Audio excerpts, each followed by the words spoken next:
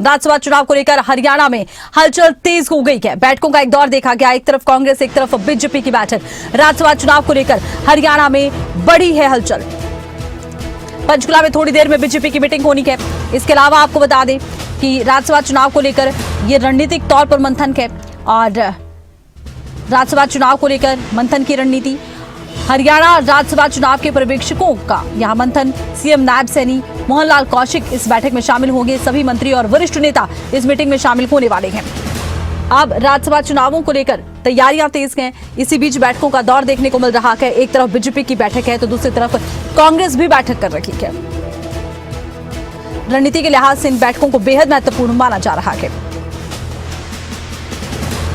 हरियाणा के राज्यसभा चुनाव में जब से मुकाबला त्रिकोणीय हुआ है तब से देखा यह जा रहा है कि राज्यसभा चुनावों को लेकर हलचल तेज हो गई है।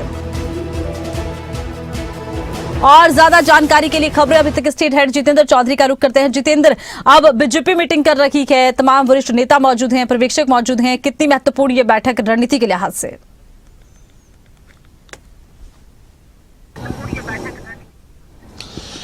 देखिए, बिल्कुल ना सिर्फ बीजेपी बल्कि कांग्रेस की भी जो बैठक है वो इस वक्त चंडीगढ़ के अंदर चल रही है। कांग्रेस विधायक दल की बैठक जो है कांग्रेस भवन जो सेक्टर 9 के अंदर है चंडीगढ़ में, वहाँ चल रही है। तो वहीं दूसरी तरफ अगर हम बात करें, अब से कुछ ही देर बाद भारतीय जनता पार्टी की भी जो बैठक है वो शुरू होने जा रही है। राज्यसभा की रणनीति को लेकर के इन दोनों बैठकों को देखा जा रहा है। और फिलहाल अगर हम बात करें तो हम पंचकमल दफ्तर के बाहर ही मौजूद हैं, जहां पर जो हलचलें हैं वो पूरे तौर पर शुरू हो चुकी हैं। आप देख सकते हैं कि जो कैबिनेट मंत्री कृष्ण बेदी हैं वो यहां पर पहुंच चुके हैं। संगठन के लिहाज से भी महामंत्री का ओहदा उनके पास है। तो ऐसी स्थिति में अब से कुछ ही देर पहले जो कैबिनेट मंत्री कृष्ण पवार हैं वो यहाँ पर पहुंचे थे और उनकी तरफ से भी जो ये बैठक है, इस बैठक के अंदर जो हिस्सा है वो लिया जा रहा है। जैसा कि हम बता रहे हैं कि जो पर्यवेक्षक बनाए गए हैं, हर्ष सांघवी जो कि डिप्टी सीएम है गुजरात के, उन्हें मुख्य तौर से ये जिम्मेदारी दी गई है कि किस तरीके से जो राज्यसभा की जो 2 सीटें हैं उन सीटों में एक भाजपा प्रत्याशी है और दूसरा भाजपा समर्थित प्रत्याशी है, उसको लेकर के जो रणनीति है मुख्य तौर से उसे यहाँ पर देखा जा रहा है। आप देख सकते हैं मंत्रियों का आने का सिलसिला। फिलहाल जो है श्याम सिंह राणा जो है यहाँ पर पहुंच चुके हैं। इसी तरीके से जो ये सिलसिला है अब शुरू हो रहा है बीजेपी की बैठक को लेकर के, और बीजेपी की बैठक भी अब से कुछ ही देर बाद ये शुरू होने जा रही है। और खास बात ये है कि जो पर्यवेक्षक हैं उनके साथ ये चर्चा की जाएगी। इस बैठक की कांग्रेस को, भारतीय जनता पार्टी को जरूरत क्यों पड़ रही है? दरअसल इसका सबसे बड़ा कारण है 2 राज्यसभा की जो सीटें खाली हुई हैं वहां 3 प्रत्याशी आ जाना। अपने आप में हरियाणा का राज्यसभा चुनाव देश के अंदर चर्चा का विषय रहता है, चाहे वो सुभाष चंद्रा का चुनाव हो या कार्तिकेय शर्मा का चुनाव हो। दोनों ही चुनावों को एक जो है पूरे तौर पर अगर हम बात करें, अलग अलग तरीके की मिसाल जो है इन दोनों चुनावों के अंदर देखने के लिए मिली है। और इस चुनाव के अंदर भी जो भाजपा समर्थित प्रत्याशी है उसके पास जो अंक गणित के हिसाब से अगर हम बात करें तो अभी तक उनके पक्ष में जो वोट हैं वो नजर नहीं आ रहे हैं। लेकिन इस तरीके का दाव अगर खेला गया है, क्योंकि आज हमने जब कांग्रेस के जो प्रदेश अध्यक्ष है राव नरेंद्र, उनसे जब हमने बात की तो उन्होंने कहा कि वो दूसरे प्रत्याशी यानी निर्दलीय प्रत्याशी भी भाजपा के ही हैं, सतीश नांदल, क्योंकि वो भाजपा के पदाधिकारी हैं। तो ऐसी स्थिति में भारतीय जनता पार्टी अगर इस तरीके का दाव खेल रही है तो उसको लेकर के गणित किस तरीके से उनके पक्ष में होगा, यानी क्रॉस वोटिंग को लेकर के, या फिर जो कांग्रेस के विधायक है उन्हें अपने पक्ष में किस तरीके से किया जा सकता है, इसको लेकर के जहां रणनीति जो है वो काफी मजबूत बनाने की कोशिश है। तो वही कांग्रेस ये कोशिश कर रही है कि जो उनके पास 37 विधायक है, 31 विधायक चाहिए एक जो राज्यसभा सांसद है उसको, तो ऐसी स्थिति में 37 का गणित जो है वो विधायकों का कांग्रेस के पास है। लेकिन कांग्रेस जहां रणनीति ये बना रही है कि किसी प्रकार से सेंधमारी जो है वो नहीं होनी चाहिए, तो वहीं दूसरी तरफ भारतीय जनता पार्टी की तरफ से भी इस अंक गणित में किस तरीके से इसको अपने पक्ष में लाया जा सकता है, इसको लेकर के रणनीति जो है बनाई जा रही है। और फिलहाल भी इन रणनीतियों का जो दौर है वो अब देखने के लिए मिल रहा है, क्योंकि विधानसभा जैसे ही खत्म हुई है उसके बाद ये रणनीति की जो चर्चा है वो शुरू हो चुकी है। यानी कि अब से लेकर के 16 तारीख को विधानसभा का जो बजट सत्र है वो लगने जा रहा है। तो ऐसी स्थिति में इन बिटवीन जो भी दिन हैं उन दिनों में हर दिन शय मात का खेल जो है वो राजनीति के अंदर देखने के लिए मिलेगा। एक और जहां चर्चा ये की जा रही थी कि कांग्रेस के विधायकों को शिफ्ट किया जा सकता है, उस पर भी प्रदेश अध्यक्ष राव नरेंद्र का ये कहना था कि शिफ्ट नहीं किया जा रहा। हालांकि बैठक अभी हो रही है, बैठक में क्या चर्चा रहती है, बैठक के बाद क्या निर्णय लिए जाते हैं, ये बैठक से पहले कई बार नहीं पता होते हैं। तो ये देखना है कि इस बैठक के बाद कांग्रेस क्या करेगी और भारतीय जनता पार्टी जहां पर्यवेक्षक यहां पर पहुंच रहे हैं उन पर्यवेक्षक के पहुंचने का कारण भी यही है कि जो वोट है भाजपा के साथ भी रहे और जो निर्दलीय प्रत्याशी है उसके पक्ष में, चाहे वो इंडियन नेशनल लोकदल हो, निर्दलीय प्रत्याशी उन्होंने तो समर्थन दिया ही है, या फिर जो कांग्रेस के भी जो ये कह सकते हैं विधायक है जो निर्दलीय प्रत्याशी के पक्ष में आ सकते हैं, उन पर किन पर निगाह जो है वो रखी जा सकती है। इसके लिहाज से ये रणनीतिक चर्चा काफी महत्वपूर्ण मानी जा रही है दोनों ही तरफ, एक तरफ तोड़ने को लेकर के और एक तरफ संगठित होने को लेकर के। अच्छा देखिए, बीजेपी जाहिर सी बात है कि रणनीतिक तौर पर अपनी बैठक कर रखी है। इधर कांग्रेस की भी बैठक को लेकर सुबह तेज हो गई है। आप बने रहिएगा। हम दर्शकों को बता दें कि राज्यसभा चुनाव को लेकर फिलहाल ये स्थिति है कि कांग्रेस में भी मंथन है। चंडीगढ़ में हरियाणा कांग्रेस की मीटिंग हो रही है। भूपेंद्र सिंह हुड्डा समेत कांग्रेस विधायकों का यह मंथन जारी है। नेता प्रतिपक्ष तो मौजूद हैं ही। हरियाणा कांग्रेस प्रदेश अध्यक्ष राव नरेंद्र सिंह भी इस बैठक में मौजूद हैं। हरियाणा कांग्रेस प्रभारी बीके हरिप्रसाद मीटिंग में मौजूद हैं। राज्यसभा चुनाव को लेकर रणनीति के लिहाज से बैठक बेहद महत्वपूर्ण है। एक बार फिर से हम रुक करेंगे खबरें अभी तक स्टेट हेड जितेंद्र चौधरी की तरफ। जितेंद्र, अब से पहले आपने कितने सारे चुनाव कवर किए हैं, आप बहुत बखूबी जानते हैं कि जोड़ तोड़ की एक राजनीति है जो राज्यसभा चुनाव में इससे पहले हरियाणा के लिहाज से देखी गई है। ऐसे में क्या अब ये माना जाए कि कांग्रेस को डर है कहीं हिस्ट्री रिपीट ना हो जाए, या फिर कांग्रेस का पूरी तरह से आश्वस्त होना आपको इसलिए नजर आता है कि विधायकों की संख्या अच्छी खासी है, या ये कहें कि पहले अपने पत्ते नहीं खोलना चाहते, अचानक से एक बड़ा फैसला लेंगे और विधायकों को किसी दूसरे स्टेट में ले जाएंगे?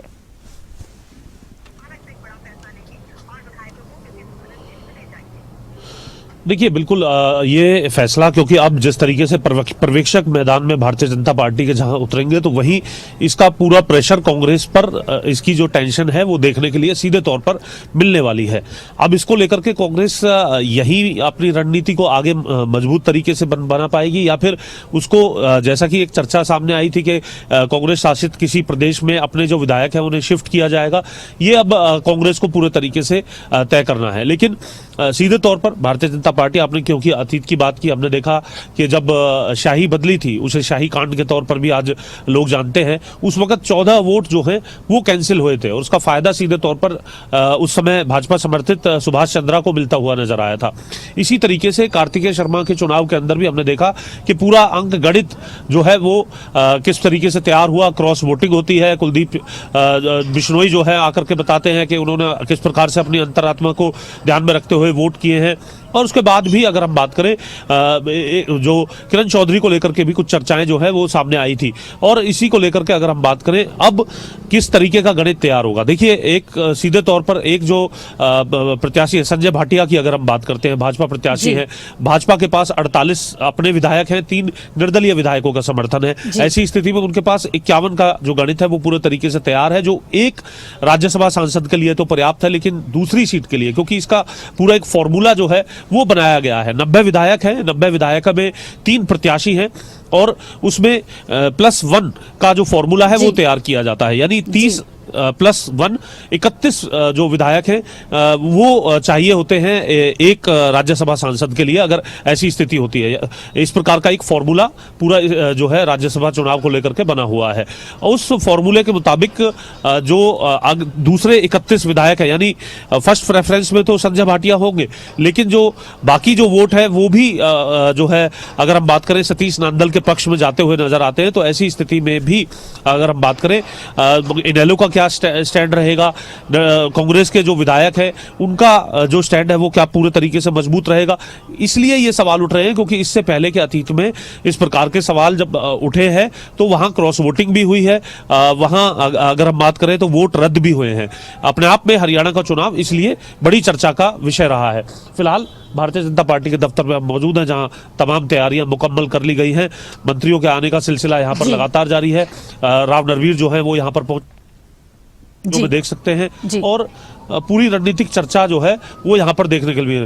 राव साहब, कैसे देख रहे हैं इस पूरे चुनाव को लेकर के? अब रणनीति शुरू हो गई, अब विधानसभा सेशन में तो विराम है अब कुछ दिन का। हाँ, नहीं, राज्यसभा का चुनाव है और 3 प्रत्याशी हैं अब समय बताएगा कौन किसके हक में मतदान होगा।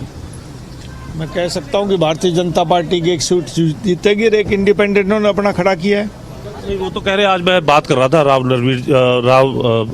जो प्रदेश अध्यक्ष हैं उनसे बात कर रहा था, नरेंद्र जी से, क्योंकि आपके और उनके नाम में काफी सिमिलरिटी है, तो हमें भी कई बार मशक्कत करनी पड़ जाती है। वो ऐसी बात नहीं। हाँ, वो कह रहे थे कि दूसरा प्रत्याशी भी भाजपा का ही है, उनका पदाधिकारी है, उन्होंने समर्थन में खड़ा किया है। हाँ नहीं, वो इंडिपेंडेंट ने मिल के खड़ा किया, तो इंडिपेंडेंट खड़ा करेंगे तो अलग बात है। उनको समर्थन कितना मिलता है वो समय बताएगा। आप पूरे तरीके से है वैसे भाजपा पर समर्थन में उनके? नहीं, हम तो अपने भारतीय जनता पार्टी के प्रत्याशी के वोट डालेंगे। निर्दलीय के लिए नहीं, निर्दलीय के लिए जो डालेंगे उनकी वो इच्छा है।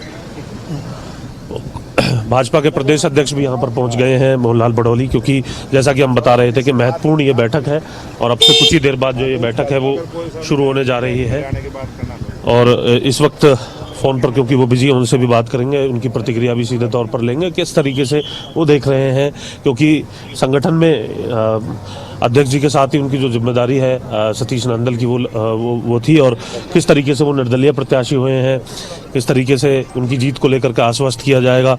अध्यक्ष जी, अब विधानसभा सेशन में विराम लग चुका है, राज्यसभा का रण शुरू हो चुका है, निर्दलीय प्रत्याशी को लेकर के आप बता दीजिए, क्योंकि भाजपा का जो प्रत्याशी है वहाँ तो कोई सवाल अभी है नहीं किसी तरीके का। एक तरफ कांग्रेस रणनीति बना रही है, दूसरी तरफ आपके पर्यवेक्षक भी अब से कुछ ही देर में यहाँ पर पहुँच जाएंगे, हर्ष सांघवी जी, कैसे देख रहे हैं? कांग्रेस की जो रणनीति है, कांग्रेस की रणनीति तो आजकल बड़ी सुर्खियों में है, और कांग्रेस की पूर्व महिला प्रदेश की महासचिव है, जो जिस प्रकार की उसने वीडियो जारी की है, प्रेस में बोला है, और जिस प्रकार से कांग्रेस के नेताओं पर जो आरोप लगाए हैं, बड़े नेता हैं जो अपने प्रियंका गांधी के पर्सनल सेक्रेटरी हैं, वेणुगोपाल हैं, इस प्रकार से उन्होंने नाम लेके आरोप लगाए हैं। पैसे का आरोप लगाया है, बावड़ की सीट जो लड़ना चाहती थी उसके बारे में उससे किस्तों में पैसे लिए गए हैं, और उसने जहाँ पैसे दिए हैं वो सारी चीज़ें की हैं, और उसने दिल्ली पुलिस में जाके FIR भी दर्ज करवाई है। कांग्रेस की रणनीति का तो पूरा खुलासा है, और पीछे पूर्व विधायक थी शारदा राठौड़, उसने भी इस प्रकार के आरोप लगाए थे। कांग्रेस की राजनीति तो जिस प्रकार की है वो सबको पता है। राजनीति तो है, हो गई सर, ये तो आप आरोप प्रत्यारोप चलते रहते हैं। अभी राज्यसभा को लेकर के कैसा गणित है निर्दलीय प्रत्याशी को लेकर के? आज जब मैं राव नरेंद्र जी से बात कर रहा था, प्रदेश अध्यक्ष हैं कांग्रेस के, वो कह रहे थे कि उनके तो पदाधिकारी हैं, वो उन्हीं ने जो है खड़ा किया है, भाजपा ने निर्दलीय प्रत्याशी। वो पदाधिकारी हैं, उसमें कोई हम डिनाई थोड़ा ही कर रहे हैं, पदाधिकारी हैं, लेकिन निर्दलीय तौर से वो उम्मीदवार हैं, और जिस प्रकार से उन्होंने फार्म भरा है उनकी अपनी तैयारी है। हमारा तो स्पष्ट सा कहना है कि हम कांग्रेस को वोट दे नहीं सकते, हमारे पास 17 स्पेयर वोट है, और वो 17 जो है वो निर्दलीय को जाने वाली। और जो अंक गणित है उसमें तो उसके हिसाब से 31 वोट चाहिए, तो वहां तक कैसे पहुंचेंगे निर्दलीय? जिस प्रकार आपकी क्या कोशिश रहेगी? जिस प्रकार से हम जो बची हुई वोट निर्दलीय को दे रहे हैं, कांग्रेस का भी फर्ज बनता है जो बची हुई 6 वोट वो भी उसको देने का काम करें। अच्छा, और इसके साथ साथ इनेलो को लेकर के आपका क्या कहना है? इनेलो ने समर्थन उनको दिया है नहीं दिया है वो तो बयान वहाँ उसके नेता देंगे, और जो निर्दलीय में लड़ रहा है वो बताएगा इस बारे में। नहीं, आप भाजपा के लिए मांगेंगे या निर्दलीय प्रत्याशी के लिए कहेंगे कि इनेलो से? हमारे पास तो हमारी वोट पूरी है, आवश्यकता निर्दलीय को है, निर्दलीय मांगेगा। तो आप देख रहे हैं कि किस तरीके से अभी जो मंत्रियों का आने का सिलसिला है, रणबीर गंगवा को आप तस्वीरों में देख रहे हैं, आरती राव को आप तस्वीरों के अंदर देख रहे हैं, वो यहाँ पर पहुँच गए हैं, और ये बैठक जो है अब से कुछ ही देर बाद यहाँ पर शुरू होने जा रही है। और भी जो मंत्री हैं, जो वरिष्ठ नेता हैं, उनके आने का सिलसिला जारी है। मोहनलाल बड़ौली जो कि प्रदेश अध्यक्ष हैं भारतीय जनता पार्टी के, वो यहाँ पर पहुँच गए हैं और पूरी रणनीति को लेकर के यहाँ पर चर्चा करते हुए वो नजर आए। अरविंद शर्मा जी भी यहाँ पर पहुँच चुके हैं, उनसे भी हम बात करेंगे कि किस तरीके से वो इस पूरे रण को देख रहे हैं। सर, राजनीति के माहिर राजनेताओं में आपकी भी गिनती होती है, लेकिन लोग कह रहे हैं कि जब निर्दलीय प्रत्याशी जो खड़े हुए हैं उनके पास 17 ही वोट है, क्योंकि भाजपा समर्थित है, तो कैसे जीतेंगे? देखिए, कई बार क्या होता है कि आत्मा की आवाज से भी वोट डाली जाती है, आपने समझा? देखते हैं, लेट्स सी, देखते हैं। और ये निर्दलीय जो हमारे तीनों विधायक हैं उनका प्रत्याशी है, उन्होंने उठाया है, देखते हैं क्या बनता है। अभी कुछ कहना जल्दबाजी होगी। हर्ष सांघवी जी आज आ रहे हैं, पर्यवेक्षक बनाए गए हैं सर। भाजपा में जब भी पर्यवेक्षक जब उतरते हैं किसी चुनाव में तो फिर चुनाव के अंदर और भी ज़्यादा मजबूती देखी जाती है। निश्चित तौर पर उसमें कोई, देखिए चुनाव तो मजबूती से लड़ा जाएगा और मैं कहता हूँ अच्छे नतीजे रहेंगे। आपकी मुस्कान काफी कुछ कह रही है सर। क्या लगता है कि कांग्रेस के विधायक जो है निर्दलीय प्रत्याशी, मैं कह रहा हूँ अच्छे रहेंगे, अच्छे क्यों, चलो। अभी इशारों में कुछ बातें हैं, क्योंकि अभी अगर इशारा हो गया तो फिर और भी ज्यादा जो रणनीति है उस पर ये कह सकते हैं कि मजबूती जो दोनों तरफ है वो लानी पड़ेगी। आप देख सकते हैं कि लगातार जो आने का जो सिलसिला है जो मंत्रियों का, वो भाजपा के इस पंचकमल कार्यालय के अंदर देखने के लिए मिल रहा है और यहाँ पर लगातार इसी रणनीति पर चर्चा होगी। अभी अरविंद शर्मा से हम बात कर रहे थे, मुस्कुराते हुए काफ़ी कुछ इशारा वो करते हुए नजर आए कि रिजल्ट, नतीजा जो है वो बेहतर रहने वाला है, पक्ष में रहने वाला है, वो यहाँ पर सीधे तौर पर कहते हुए नजर आ रहे थे आरती। और दूसरी तरफ कांग्रेस की जो बैठक है वो भी इस वक्त चल रही है। कांग्रेस भवन के अंदर जो बैठक है वो इस वक्त चल रही है और उस बैठक के अंदर भी रणनीति बनाने का काम कांग्रेस के जो तमाम ये कह सकते हैं कि जो नेता हैं वो करते हुए नजर आ रहे हैं। और नज़र भारतीय जनता पार्टी की भी इसी बात पर रहेगी कि अपना जो अंक गणित है राज्यसभा के इस रण में उसे निर्दलीय प्रत्याशी के पक्ष में किस तरीके से लाया जाए। हालांकि अभी चाहे कांग्रेस हो या फिर भारतीय जनता पार्टी पत्ते खोलते हुए वो नजर नहीं आ रहे हैं, क्योंकि अगर पत्ते खुलते हैं तो फिर राज खुलने के बाद वो राज नहीं रहेगा और शायद उस और भी अधिक मेहनत जो है अपनी रणनीति को लेकर के करनी पड़ेगी। लेकिन इशारों में जो भाजपा के नेता हैं वो बहुत कुछ कहते हुए अभी फिलहाल नजर आ रहे हैं, जिससे ये जरूर प्रतीत हो रहा है कि जो कुछ दिख रहा है, जो आंकड़े दिख रहे हैं, इन आंकड़ों में नतीजों के तौर पर अगर हम देखेंगे तो कुछ परिवर्तन नजर आ सकता है। अब ये देख रहे हैं कि ये परिवर्तन जिसे खेला के तौर पर भी कहते हैं वो क्या होगा। बिल्कुल, आप नजर बनाए रखिएगा, फिर आपसे राब्ता होगा। फिलहाल के लिए शुक्रिया।